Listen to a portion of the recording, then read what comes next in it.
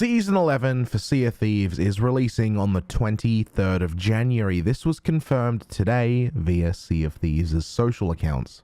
Although not much is known about Sea of Thieves Season 11, aside from chase cannons, as you can see in the Season 11 photo, there has been official confirmation that limited time events and voyages will be wiped from players' inventories. So essentially, what does that mean? Why are they doing that? What do we know? All of those questions are going to be answered here and spoken about in this video. Just briefly though, if you want to get your hands on a set of serpent sails, make sure you watch till the end of the video because the information is there. Let's get into it. Shy of a deep dive Sea of Thieves content update video, which is coming next week, we do know that the removal of voyages is one thing they're heavily focusing on. And the prime force and motive behind Sea of Thieves that's been running for better part of a year and a half now is getting new players into the game and making more short-form content rewarding. Anything that Sea of Thieves has released in the last 1.5 years, you can pretty much chalk up to being a way to introduce newer players to the Sea of Thieves world and to make shorter game sessions more rewarding. Pick anything of your choice, you'll know what I mean. This has obviously continued on to Season 11 and has led to the decision to remove event voyages.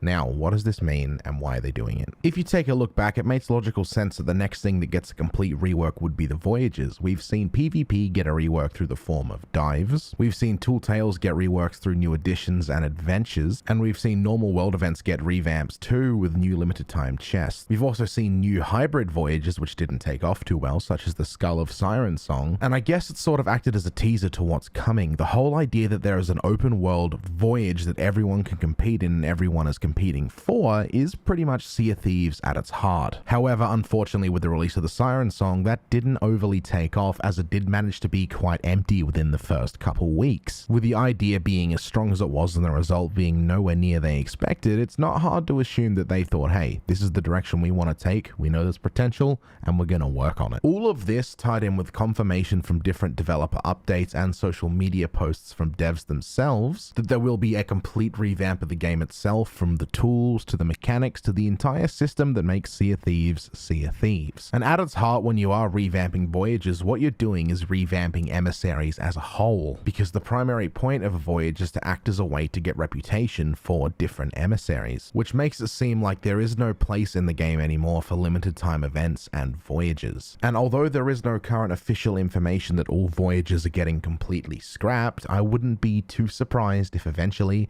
they get completely reworked or removed altogether. Now, with all of that covered, finally, I need to talk about what it means. In its simplest form, it means if you have any limited time voyages that you're holding on to for nostalgia, get them done now before it's too late. But aside from that, everything that unveils, we're all gonna find out together. So let me know down in the comment section, what's your thoughts of these voyage removals? Are you for them? Are you against them? Give me your reasons. I want to know. And as I mentioned, we are giving away a set of serpent sails, so all you need to do is leave a like on the video, subscribe to the channel with notifications on, and comment your gamer tag down below. Make sure the spelling's correct, because if you don't spell your gamer tag correct, someone else is going to get your serpent sail.